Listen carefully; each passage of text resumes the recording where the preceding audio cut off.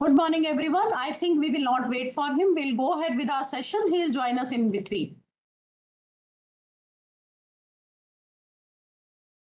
Vivek ji, kindly put your camera on. Thank you, Mamta. So with the permission of both of you, may I start? Yes, please. Okay. Sure. Please go ahead with Saraswati Vandana and Deep Prajwalan.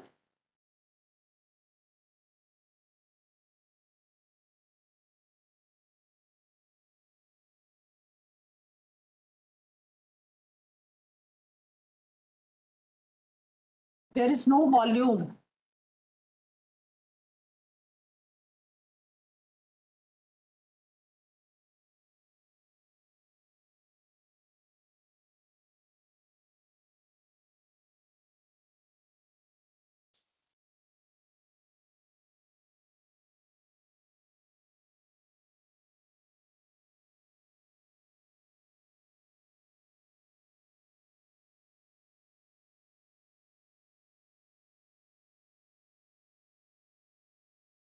Dinesh ji, I can't hear any volume.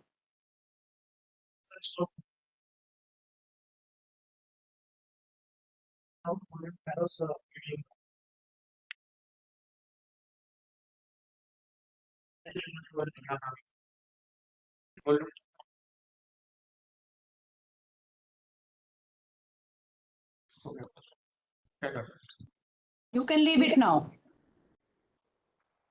Good morning. A very, very hearty welcome to Chaitanya Chinchalika ji, Vivek Sharma ji, and all other who are associated with us and who are connected with us through YouTube.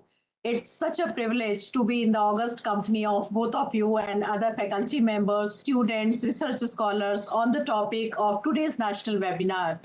That is role of teachers in high-tech teaching learning process such as AI, ML, AVGC, ARVR, Metaverse, etc. Let's have a look at demographic dividend of India. Globally, youngest nation with largest youth population, nearly a half under 25 years of age and two-thirds under the age of 35 years. By the end of this year itself, 63% of the population will be in the working age group. And India is likely to have the world's largest workforce by 2027, with a billion people aged between 15 to 64 years. Despite immense workforce capital, the employability has been stagnant around 46% since last 3 years. The impending workforce needs awareness, exposure to different fields, disruptive technological advancements, core competencies in these emerging areas, and opportunities in job market. With this landscape, over 65% of the population seeking skills training and internship opportunities in all these emerging areas, which we will talk about it today. And then we talk about a McKinsey report, which I often make a note of. And the report, which is funded by World Economic Forum, it says the call for individuals and organizations alike to invest in learning and development has never been so demanding, has never been so pressing. The World Economic Forum declares it as a reskilling emergency. As the world faces more than a billion jobs transformed by technology alone.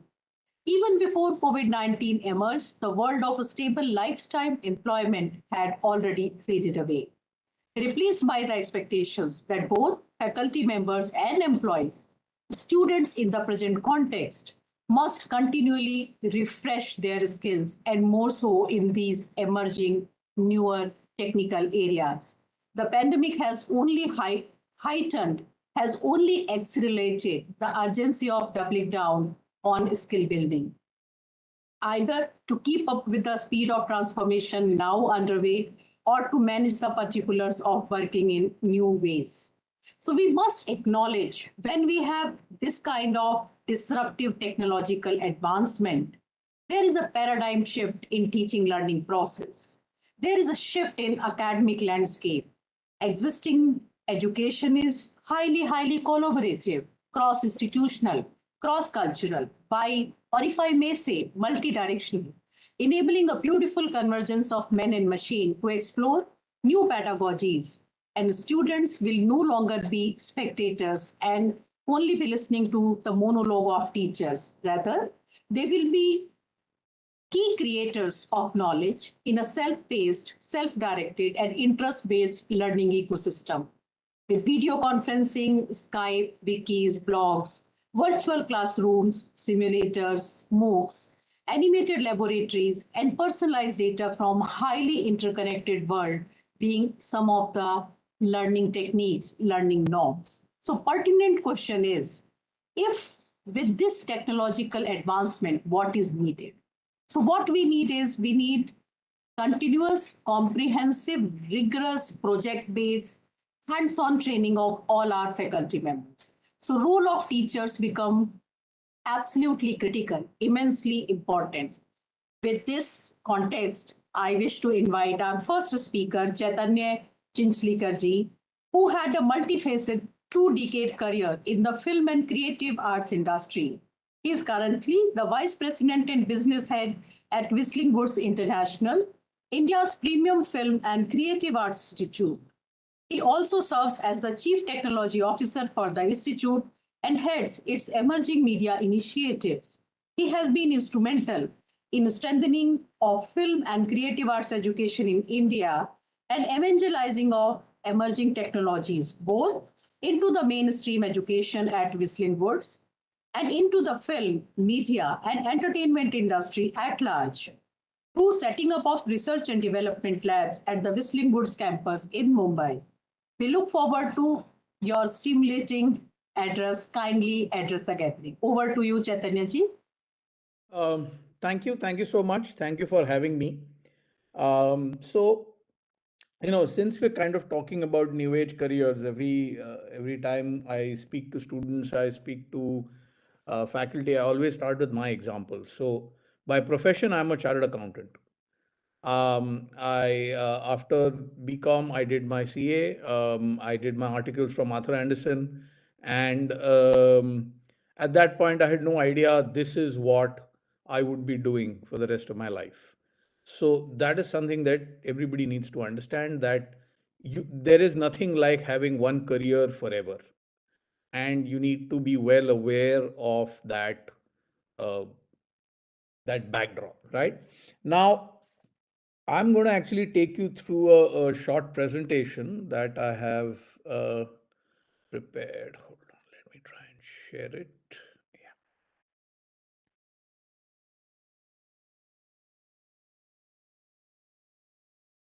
Can you see my screen?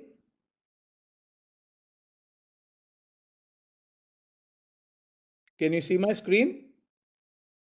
Yes, we can see your screen. Yeah. Okay. So, while we talk about the role of teachers, we also have to look at what is education 4.0, which is essentially what we are building towards, right? So, I mean, it was Mamta ji really put it well, which is a blend of humans and machines, and that's really what we have to cater toward, right? So, what is going to be the structure of careers of the future? So, first, let's understand some realities that we are now in the immersive and intelligent age. We've gone through the Stone Age, the medieval age, the industrial age, the information age, and we are now in the immersive and intelligent age, and that is what we have to start preparing students for. We also have the most number of people in the world, and including in India. Over the last 12,000 years, we've really grown, and especially in the last I would say 500, 600 years, we've really shot up. And this is something that we need to keep into account. In 1700, there was only 600 million people in the world. Today there are 7.7 billion. So what has been the history of education? And we're going to very quickly going to take you through it so you understand the transitions that have been made and what we need to do going forward, or right now actually. So education 1.0 was the Gurukuls of India, the academies of Greece. There were similar academies all over, which was high quality. It was a low student to teacher ratio. The schedules and syllabi were flexible. They were highly personalized to every student's requirement. There was a wide subject span. So the student was taught languages, astronomy, warcraft, macroeconomics. They were taught by individual subject matter experts. Students kind of moved out of their house and went and stayed in with the guru in the Gurukul. Um, but fundamentally, this was unscalable because the structure was such that you couldn't do it for hundreds and thousands of students. And there was almost no use of technology. Everything was by memory. Some of the things that could be documented, they tried to document it, but it was close to impossible because paper wasn't really around back then, or well, we don't know how much of the documentation happened. It was limited knowledge information that was closely guarded, and because it was fundamentally unscalable, the access to this kind of education was to the very elite. So children of kings and kind of very high people who are kind of important in the respective kingdoms. So then we came to a point where the industry started to transform society. So machines emerged. Analog mechanical technology recast the proportion of human labor needed. The engines came around. So you had the steam engine, the internal combustion engine, the jet engine, which reduced the size of the world. And then communication and archival systems, basically paper and ink, made it easier to store and transfer information/knowledge. So we got to education 2.0, which are the educational institutions from the last, I would say, 300, 400 years. So we moved to a one-to-many broadcast or assembly line model where one teacher would kind of stand and talk to everybody as one common. There was mass enrollment, one-to-many information dissemination. So teachers and books were the source of information. The focus was on memorizing information and annual or biannual testing. The same content and teaching methodology was done for all students. There was no customization or personalization. There was limited use of technology, primarily for student management, not so much for academics. Priority was given to literacy and information recall over problem solving and analytical exploration. So we essentially expanded access to education but lost the core of good education, which is personalized, analytical, and exploratory. Then you had the second transformation where information and digitalization has transformed society. So machines have replaced human labor for several repetitive or brute force usage. The technology has recast the proportion of human labor needed for any activity. Now we need to put in much lesser labor. The internet and the cloud has made storage of almost unlimited information possible. So now the teacher is no longer the source of information. And digital communication has rapidly accelerated the pace of change. Globalization, innovation has come in. The world has become much smaller, and majority of the non-sustenance employment has shifted from execution and manufacturing to design, planning, management, services, and policy. In that, this is what our education 3.0 is today. This is where we are. So still we are mostly in the one-to-many broadcast assembly line model. There is still mass enrollment, which we have to continue. Soft skills education has been introduced at the high school and the higher end technical levels, right? You have had emergence of the flipped classroom concept in some institutions, where a small percentage of institutions have changed their way of teaching. Teachers and books still are a key source of information in the other types of schools. But in the flipped classroom, the students are accessing the information from the internet and from out there. And they're actually using the classroom time for analysis and mentorship and that kind of stuff. But largely, the focus on memorizing still continued, as did annual biannual testing. The same content and teaching methodology is still used for all. There's very little customization or personalization. Usage of technology has increased a lot, but it's more for applied usage, not so much for primary learning. And problem solving and analytical exploration has gained equivalence to literacy and information recall. So there are some good things that have happened. However, we are now in the immersive and intelligent age. So AI has already started to take over several problem solving and analytical aspects of life. Wearables or on-person technology has reduced the requirement for information retention. We don't need to remember phone numbers. We don't need to remember lots of things. Very soon, you may not even need to remember people's faces. And you probably have a wearable that is looking, that has a camera built in, that if somebody comes in front of you will pop up what they are where are they working, where did you meet them, just like a broad outline of people. Requirement of memorization has almost disappeared. Requirement of calculation has all but disappeared. We don't need to do manual calculation anymore. And left brain activities of analytical problem solving are now done easily by the AI CVML. So artificial intelligence, computer vision, and machine learning trio. So what will humans do? What do we need to learn today and tomorrow, right? So essentially, if you look at today's realities, the top 10 in demand or fastest growing careers of 2021 did not exist in 2006. It's not like they were there and they were not in the top 10, they just didn't exist. So all these new careers have come up. What's the situation going to be in 2030 or 2040? A student who enrolled for a degree in 22 this year at the age of 18 will be at the peak of his or her career in 2040 at age 36. What career will she be working in? The first thing we have to teach our students is how to learn, right? We have to make our basic education as broad based as possible to enable students to continue to study and switch across multiple careers. This generation, the student who joins in at the age of 18 in 2022, over their professional life will end up working in at least 8 jobs over at least 3 to 4 careers.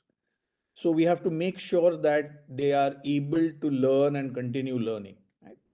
So left brain activities of analytical problem solving are easily done by the AI CVML trio. So even the progressive kind of education that we had delivered, where we had started to bring in analytical problem solving into our education, is very soon going to be not be needed anymore. Right? A lot of inference based work is already happening by AI, CV, and ML. So just like information retention is redundant now, so will a lot of lower level problem solving and analytical skills be in the future. So human skills will be needed for creative work dominated by creative thinking, which is, I mean, broadly, if you break it down, it is strategic thinking, tactical thinking, lateral thinking, design thinking, and narrative thinking. And these are the things that we need to start teaching the students. And in order to teach them, first we need to have teachers who can teach them, who understand these areas and are actually able to structure, sorry, academic curriculum for them. So in summary, we need to be prepared. Currently need to prepare students for careers that don't exist, using technologies that haven't been invented to solve problems that are not yet known. The structure of education 4.0 needs to do that. And that is really what teachers are getting ready for.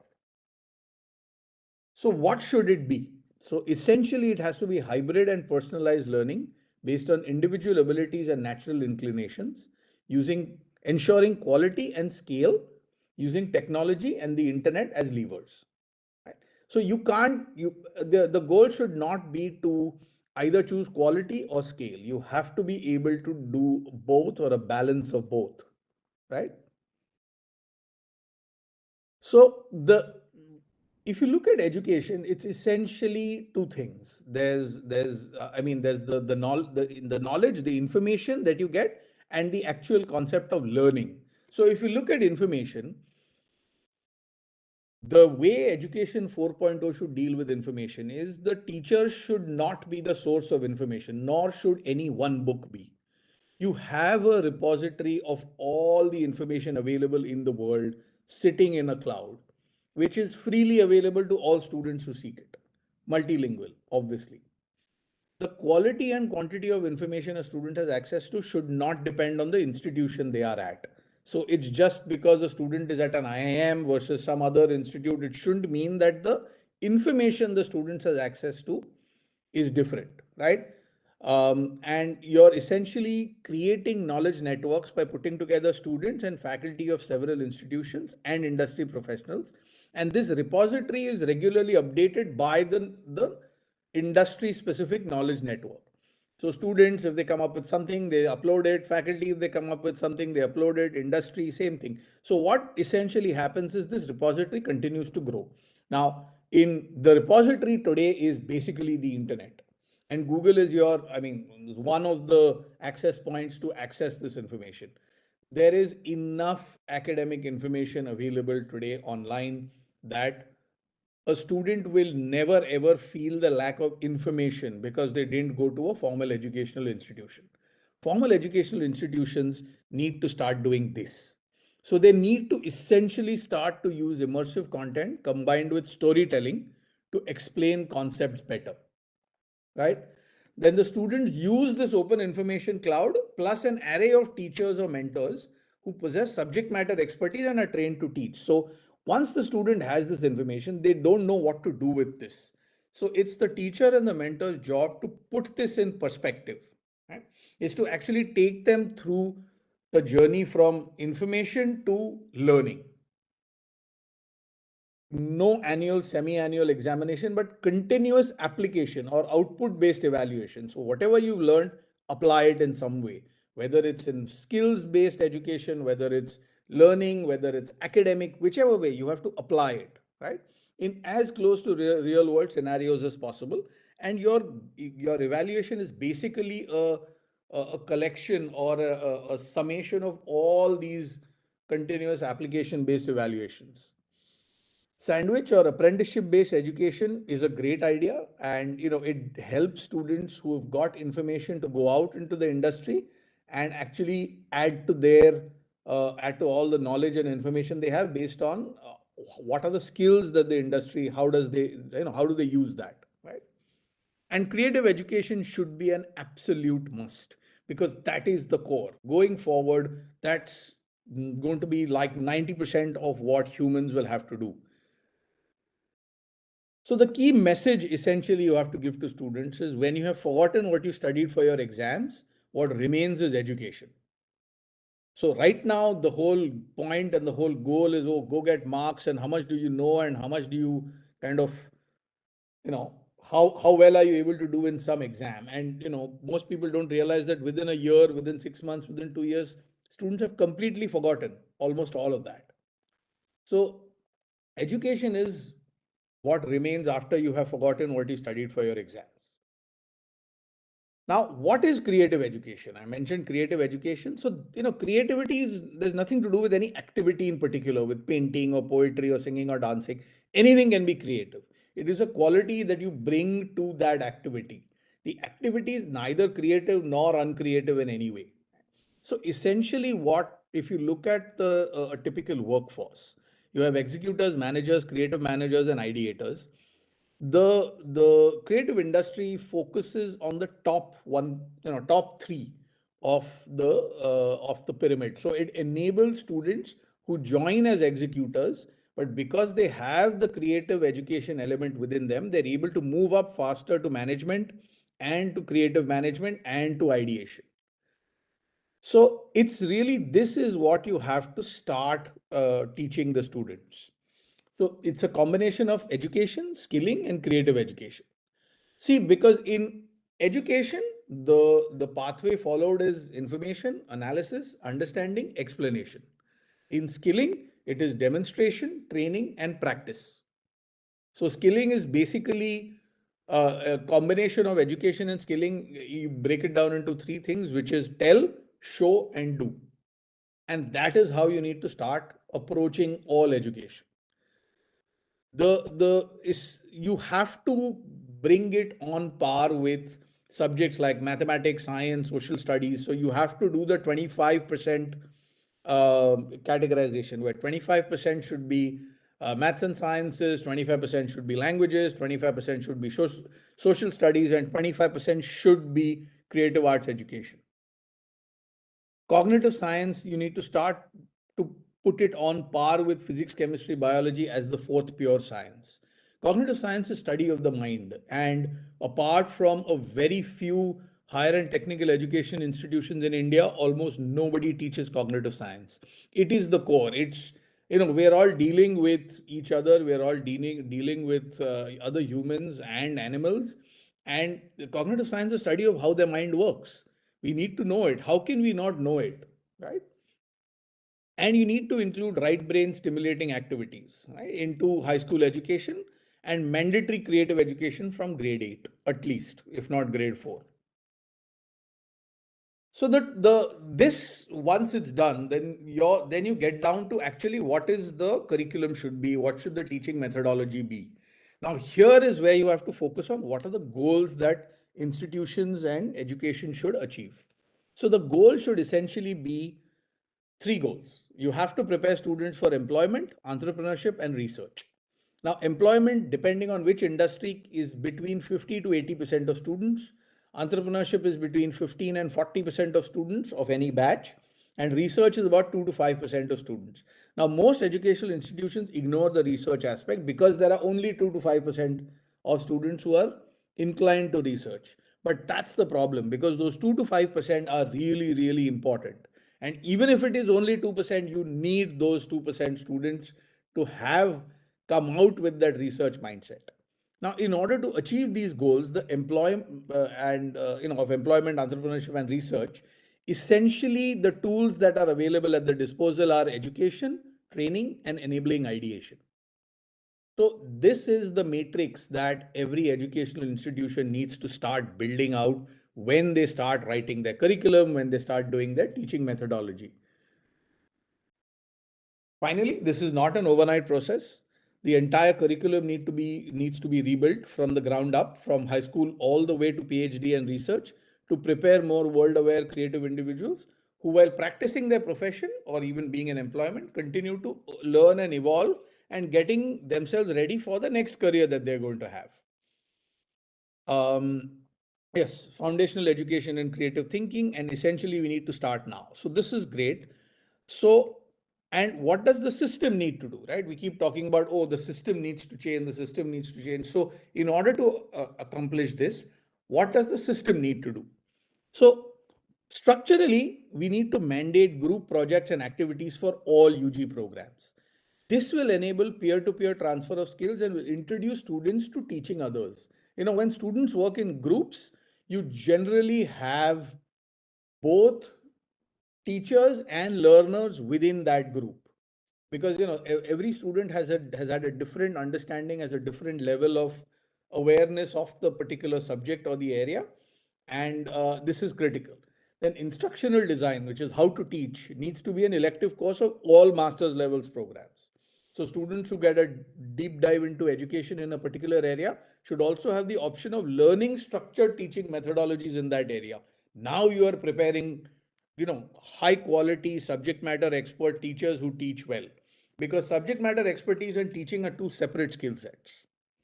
And those who take the GE as a subject should be encouraged to teach, and the professor of practice route, which is finally now part of our ecosystem, which then also allows industry professionals to come in and impart their knowledge. So this is the system.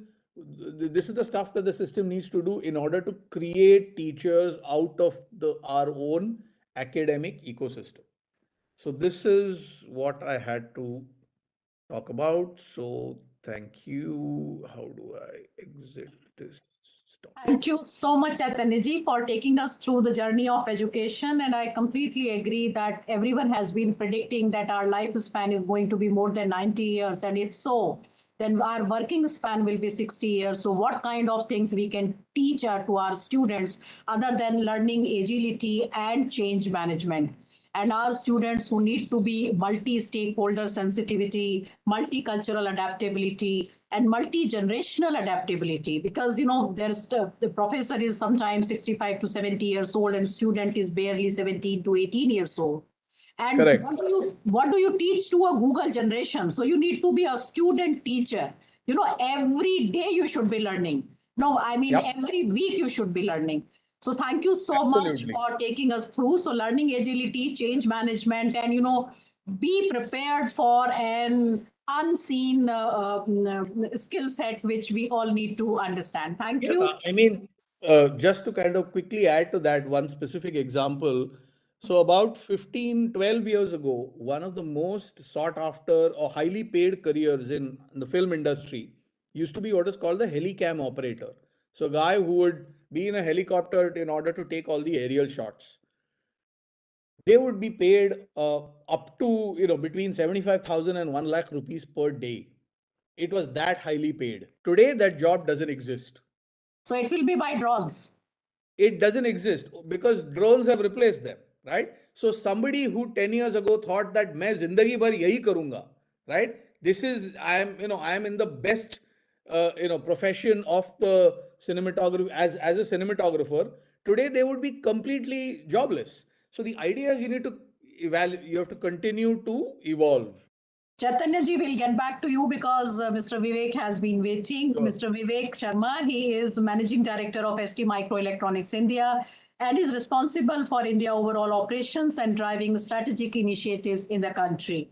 ST is world's largest semiconductor companies with revenue close to $12.8 billion as stated in 2021, serving customers globally across the spectrum of electronics applications with a long-standing public commitment to sustainability and to be carbon neutral. That is what I think we all need to applaud, carbon neutral by 2027. Mr. Vivek has been with ST since past more than 30 years, has served in diverse functions, leadership positions, and instrumental in building ST's India's design center. He has been actively serving India semiconductors ecosystem in various capacities, elected member of the Executive Council of Indian Electronics and Semiconductor Association in previous years and multiple other forums. He is an engineer, postgraduate from IIT Delhi, and he holds 3 international patents. Over to you, sir. Thank you. Thank you so much, Mamta, and thank you, Chaitanya, for that nice discussion. What I would like to discuss today, first of all, is a pleasure and good morning to all of you who are able to join this webinar. And speaking to teachers, researchers, scholars, and academicians is always really a pleasure. Why? Is not just a matter of feeling good about it because we learned from them, but is also because you are a crucial member of the ecosystem which enable our industry.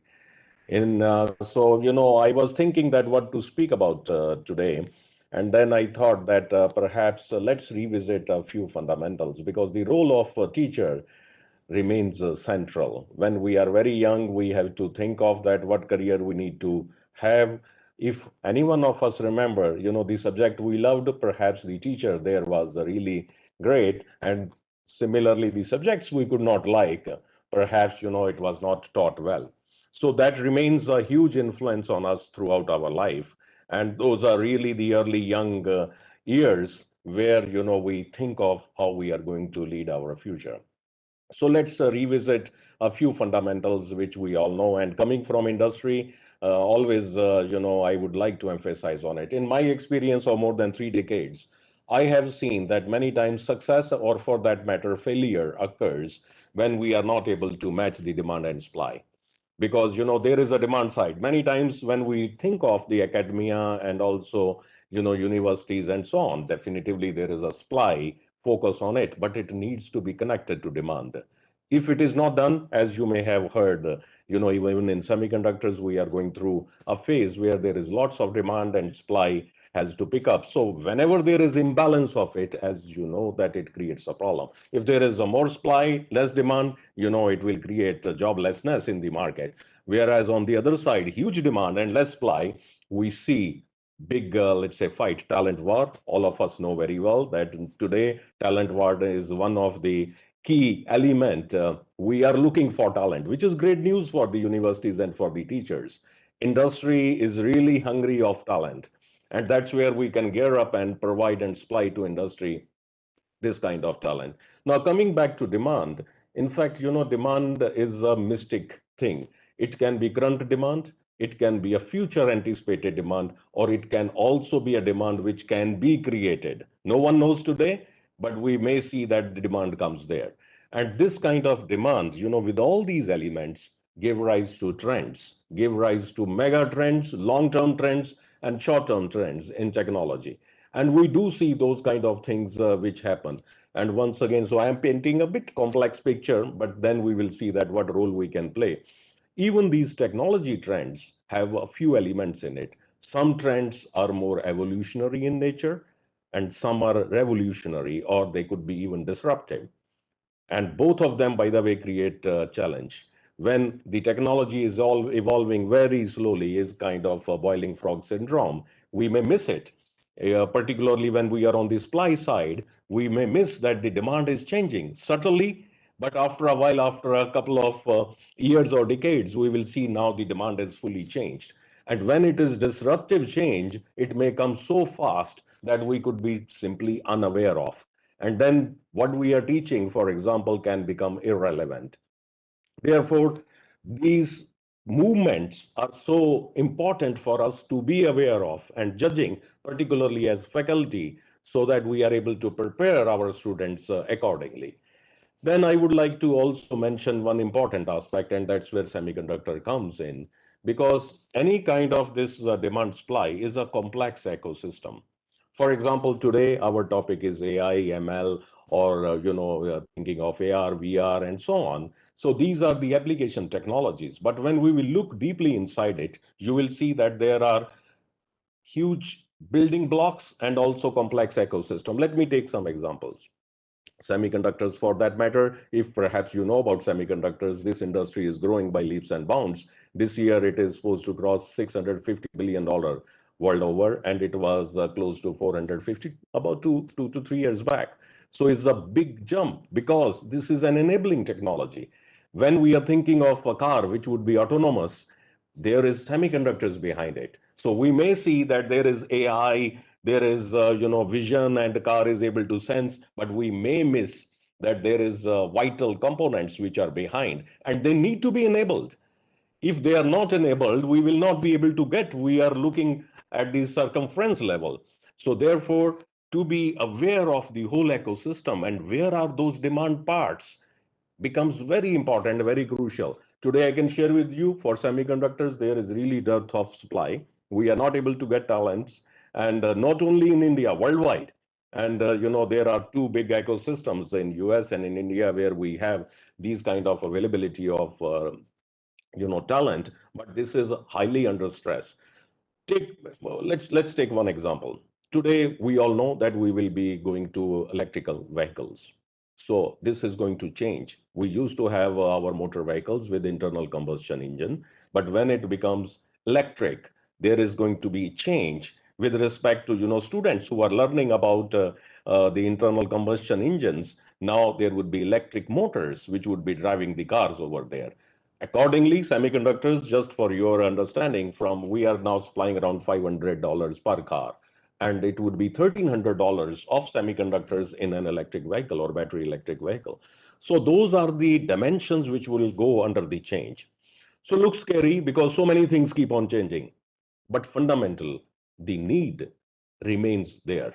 As human beings, we have needs today, for future, or even creation of the need. We need smart mobility. I mentioned about the cars. We need entertainment, and we have a Chaitanya over there. We need gaming, and all those things really will drive that what we are going to do there.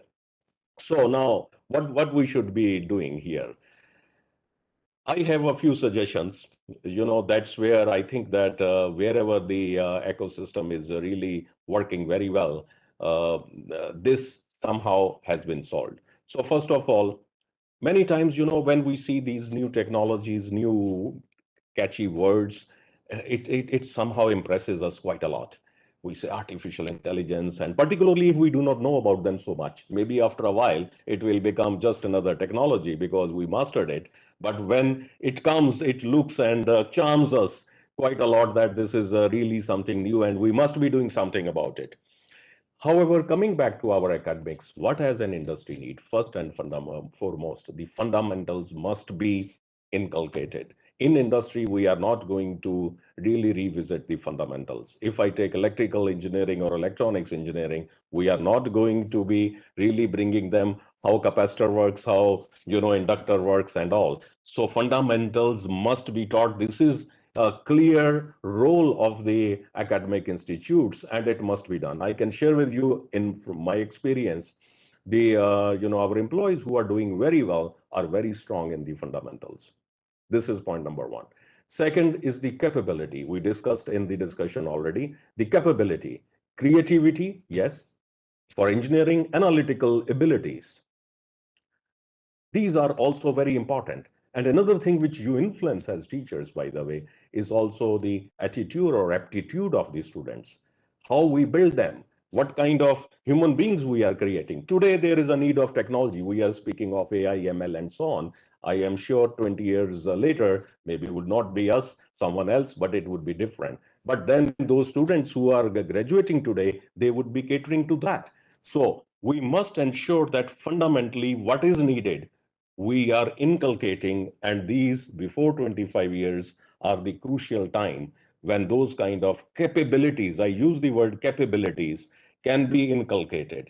Later on, yes, they will cater to the need of today, but then they are ready for future. They have all the capability, flexibility, and adaptability, as we discussed, to be able to learn new things, to be able to cater and change themselves. If we create someone today who is really casted and cannot change, we know that it is really a failure for tomorrow. It would be not a great career and would be very tough for the person. But if we develop them with those capabilities, learning abilities, so that they are adaptable, it would work. Now, nevertheless, on the other side, still, we need to be sure that what is needed by the industry today and tomorrow, this is students are made aware of. What is the way? We learned, I think, many things from pandemic. We could see the power of technology, that even if we are not able to travel, how we are able to still conduct the business well. But then there are still buts. There are a few things which luckily we cannot remove. That is the presence, physical presence together. Co-creation, for example, we can be transactional. But when we need to co-create with the teams, we have found it is very hard to do online. We need to have a bunch of guys in a room together to discuss and on the board to find out that what is really needed. So that kind of physical proximity, and this is a good news, by the way, right? Because those are the fundamentals and this would be needed. So for that matter, our recommendation would be that industry and academy in particular, and of course government, we need to come much more closer than where we are. We are doing many things. We are doing internships and such things. You know, every year we have more than 100 interns with us, but is still a kind of passive, I should say. We need to make it much more active.